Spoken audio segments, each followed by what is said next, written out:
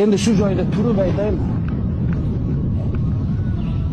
Qaynotani zimmasiga degan mavzuda chiqdimi dardimizda, darsimizda?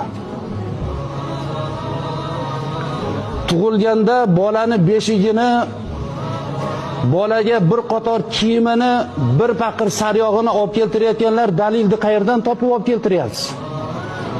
Bu gapirish og'ir.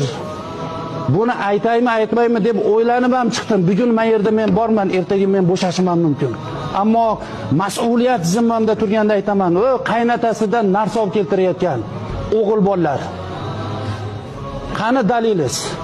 Nima narsani urfingizga qoldirib ketyapsiz? Nima narsani kirgizyapsiz? O'g'il bolaman, erkakman deb odamlarga oshkor qilib uylandingizmi? Otangiz siz tug'ilganda to'y qilganmi o'g'il ko'rdim deb? Nima qaynotangiz yuklaysiz? Ertaga siz ham qiz berasiz. Shuni xohlaysizmi sizda? Qaynotaga yuklamaylik. Boqishlik bizning zimmamizda.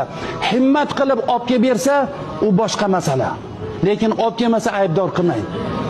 O'sha aybdor qilib kuyov bola olib kelsin deb aytmayapti. Qaynotalar aytayapti. Bizning xotinimiz aytayapti. Bizning uyimizdagi ayolimiz aytayapti. O'sha ayolni boshqaradigan akalar shu yerda o'tiribmiz. Aybni boshqa yuklamaylik. Buni tushuntiraylik. Chunki Alloh o'zingizni